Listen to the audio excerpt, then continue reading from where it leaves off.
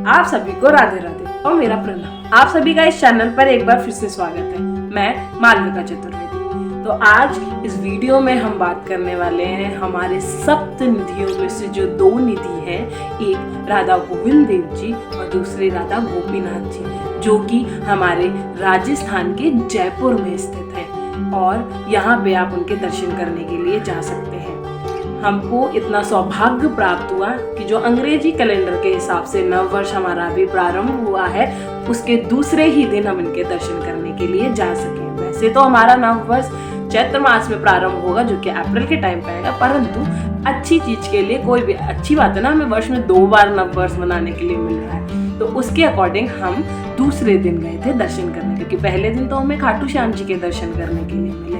तो इस वीडियो में हम जानकारी प्राप्त करेंगे कि हम कैसे राधा गोविंद देव जी के और राधा गोपीनाथ जी के विग्रहों या फिर स्वयं साक्षात उनके दर्शन करने के लिए जा सकते हैं। तो आप जयपुर में कैसे वहां जाएं, कैसे वहां तक पहुंचे, इसके बारे में हम बात करेंगे और थोड़ा सा हम जानकारी प्राप्त करेंगे इनकी कथा के बारे में।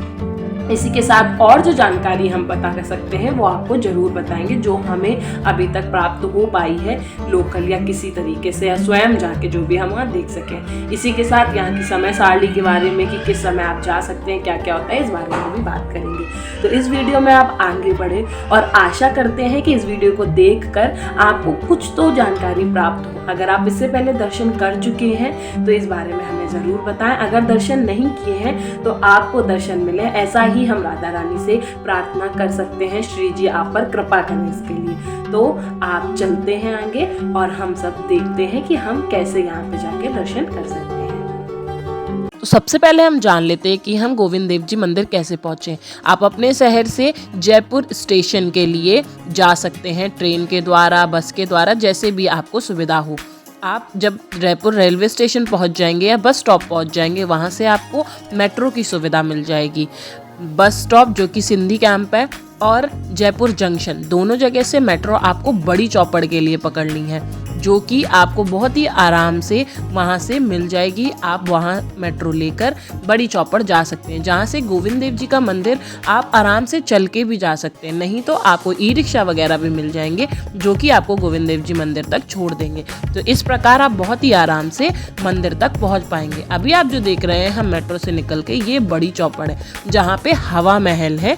तो आप वहाँ तक आराम से पहुँचकर, भीड़ बहुत होती है, आप ई रिक्शा वगैरह ले लेंगे तो कोई दिक्कत नहीं अगर आपको चलने में दिक्कत होती है, अन्यथा आप पैदल धीरे धीरे से, पूरा इतना सुंदर जयपुर है तो इसको देखते हुए आप आगे के लिए बढ़ सकते हैं। तो अब मंदिर पहुंचने से पहले हम थोड़ा सा मंदिर के विषय में जान लेते हैं। इस वीडियो में हम गोविंद देव जी और गोपीनाथ जी दोनों के दर्शन करेंगे।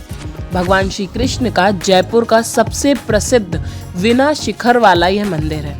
यह चंद्र महल के पूर्व में बनी जय निवास बगीचे के मध्य में स्थित है और संरक्षक देवता गोविंद देव जी की मूर्ति पहले वृंदावन में स्थापित थी। इसको सवाई जय सिंह द्वितीय ने अपने परिवार के देवता के रूप में यहाँ पुनः स्थापित किया था। भगवान श्री कृष्ण के पौत्र एवं मथुरा के राजा जो थे, जिनका नाम वज्रनाभ था, उन्होंने अपनी माताएं, जो श्री कृष्ण के अपने धाम गमन के बाद जो माताएं 16,000 यहाँ रह गई थीं, उनको सुनकर भगवान श्री कृष्ण के स्वरूप के आधार पर 3 विग्रह तैयार कराए थे, जिन विग्रह में से सबसे पहले गोविंद देव जी, द्वितीय विग्रह जो कि जयपुर में ही स्थित है, जिनका नाम गोपीनाथ जी है, और तीसरा विग्रह जो कि मदन मोहन जी, जो कि करौली राजस्थान में इस समय विराजमान है। माताओं के अनुसार जो गोविंद देव जी हैं, उनका मुख श्री कृष्ण के जैसा बिल्कुल सेम है, और जो हमारे गोपीनाथ जी हैं, उनका वक्ष स्थल है, और जो मदन मोहन जी हैं, उनके चरण श्री कृष्ण के स्वरूप में है। ये सभी पहले मथुरा में स्थित, मतलब कि वृंदावन में स्थित थे, जिनके मंदिर आप अभी भी वृंदावन में जाके यहाँ दर्शन कर सकते हैं। पर जो 11वीं शताब्दी ईस्वी के प्रारंभ में मोहम्मद गजनवी के आक्रमण के भय से उन्हें जंगलों में छिपा दिया गया था, और 16वीं शताब्दी में चैतन्य महाप्रभु के आदेश पर इनके शिष्यों ने इन विग्रह को खोज निकाला और मथुरा वृंदावन में स्थापित कर दिया। सन 1600 1969 में जब औरंगजेब ने मथुरा के समस्त मंदिरों को नष्ट करने का आदेश दिया तो गौड़िया संप्रदाय के पुजारी इन विग्रहों को उठाकर जयपुर भाग आए। इन तीनों विग्रहों को जयपुर में ही स्थापित कर दिया गया। गोविंद देव जी को जयपुर का शासक माना गया है और वह शासकीय मर्यादा लागू होती है। तो इस तरीके से यहाँ पे जो गोविंद देव जी की जिनकी आप प्रतिमा देख रहे हैं, जिनकी आप विग्रह यहाँ पे देख रहे हैं, हमारे हिसाब से तो स्वयं आप ठाकुर जी को यहाँ देख रहे हैं। इनका मुख बिल्कुल श्री कृष्ण की ही भांति है। तो आप यहाँ पे इनके दर्शन करने के लिए आ सकते हैं। और इस मंदिर का जो ये मंदिर प्रांगण है बहुत बड़ा ही है। ये सिटी पैलेस जो इस समय पड़ता है ना, उसी में ही आपको यहाँ पे ये खुला है। यहाँ कोई टिकट नहीं है, किसी प्रकार को आपको जाने के लिए मना नहीं है। आप आराम से यहाँ जा सकते हैं। इस मंदिर में सुबह मंगला, जैसे कि हमारे सभी ठाकुर जी के मंदिर में होती है, वैसे सुबह मंगला होती है। आप मंगला के दर्शन करने जा सकते हैं। फिर ये दोपहर के 12 बजे तक आपको भोग और वगैरह होता है। उसके बाद ये बंद हो जाता है और दोबारा से 4:30 बजे इस मंदिर को आपको पट यहाँ के खुलते हैं, जहाँ आप रात के 8:30 बजे तक ठंडियों में दर्शन करने के लिए आराम से जा सकते हैं। तो आप अगर कभी भी जयपुर जाते हैं तो आप अवश्य गोविंद देव जी के दर्शन करने के लिए जाएं। संध्या की आरती के समय यहाँ पे गौदूल बेला में इनके भक्त बहुत अच्छा संगीत गाते हैं, जिन्हें आप सुन सकते हैं।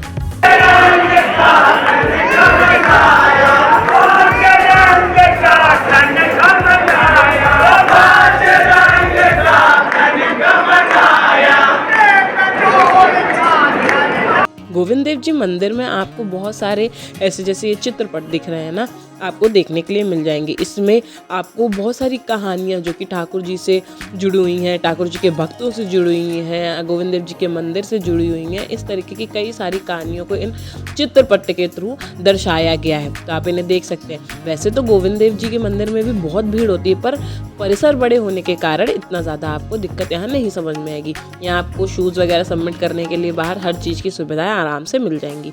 इसी के जस्ट सामने इसी परिसर में राधा साक्षी गोपाल जी का भी मंदिर है, तो आप यहाँ पे भी जाके उनके दर्शन कर सकते हैं। साक्षी गोपाल जी के यहीं पे, साक्षी गोपाल जी के बिल्कुल पास में ही शिवलिंग भी है।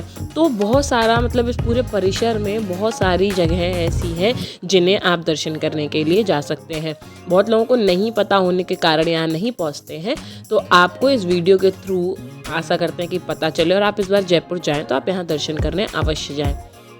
तो इस तरीके से आप गोविंद देव जी के दर्शन कर सकते हैं। गोविंद देव जी मंदिर में दर्शन करने के बाद जब आप बाहर निकलेंगे तो वहाँ से ज़्यादा दूर नहीं, आप मतलब कई गेट हैं गोविंद देव जी के मंदिर के। तो जब जंतर मंतर वाले साइड में आप निकलेंगे ना, जहाँ जंतर मंतर पड़ता है, तो अगर उस साइड में आप निकलेंगे, अगर आपको देखने जाना है तो आप जंतर मंतर जरूर देखने जा सकते हैं। और उसी के साइड से जो रोड गई है उधर जाएंगे तो एक और मंदिर आपको देखने के लिए मिलेगा, जो कि है ब्रिज निधि जी मंदिर। ब्रिज निधि मंदिर जो है, यहाँ पे जो विग्रह स्थापित है वो बिल्कुल गोविंद देव जी की ही भांति है। वैसे भी हम जैसे वृंदावन में भी राधा रमण जी के साथ राधिका रमण जी के दर्शन करते हैं, हमारे जो बाके बिहारी जी हैं उन्हीं की तरह स्नेह बिहारी जी हैं, तो इसी तरीके से यहाँ पे गोविंद देव जी के दर्शन के बाद आप मंदिर यहाँ पे ब्रिज निधि जी के दर्शन करने के लिए भी जा सकते हैं। इस मंदिर का निर्माण महाराजा सवाई प्रताप सिंह ने ही कराया था, जो कि 1849 में हुआ था। इस मंदिर में भी आपको भगवान श्री कृष्ण और राधा जी के दर्शन होंगे। ऐसा बताया जाता है कि जो महाराज थे उनको साक्षात गोविंद देव जी के दर्शन होते थे, उनसे बात होती थी।